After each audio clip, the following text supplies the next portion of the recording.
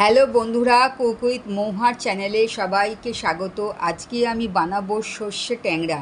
একঘেয়ে ঝালঝোলের পরিবর্তে এই রকম ট্যাংরা মাছের রেসিপিটা একবার ট্রাই করো, তাহলে বাচ্চা থেকে বড় সবাই চেটেপুটে খাবে। তাহলে চলো শুরু করি। ট্যাংরা মাছগুলোকে ভালো করে ধুয়ে নিয়েছি। এবার 1 চামচ হলুদ গুঁড়ো, 1 চামচ নুন, 1 চামচ সর্ষের তেল দিয়ে ট্যাংরা মাছগুলোকে মাখিয়ে রাখলাম। কড়াইতে 3-4 চামচ সর্ষের তেল দিলাম। এবার এক এক করে ট্যাংরা মাছগুলোকে আমি তেলের মধ্যে দিয়ে ভেজে নিচ্ছি। মাছগুলো একদিকে ভাজা হয়ে গেছে, এবার উল্টে দিলাম।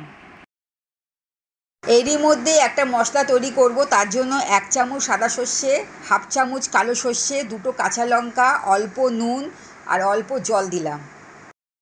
মাছগুলো আমার ভালোভাবে ভাজা হয়ে গেছে, এবার তুলে নিচ্ছি। ওই তেলের মধ্যে আরও 1 চামচ সর্ষের তেল দিলাম। এবার 1 চামচ কালো জিরে ফোড়ন দিলাম।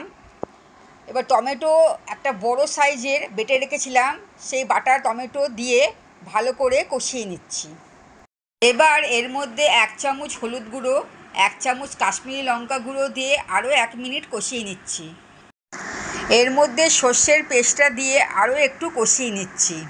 এখানে আমি 1 চামচের মতন চিনি দিলাম আর পরিমাণ মতন নুন দিলাম।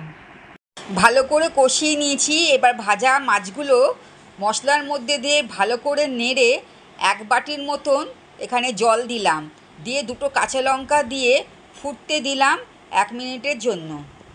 মাছের গ্রেভিটা মাখা মাখা হয়ে গেছে, এবার আমি গ্যাস বন্ধ করে দিলাম। আমার এই রান্নাটা যদি তোমাদের ভালো লাগে তাহলে লাইক, শেয়ার, সাবস্ক্রাইব করতে ভুলো না। তাহলে পরবর্তী রেসিপিতে আবার দেখা হবে। টাটা।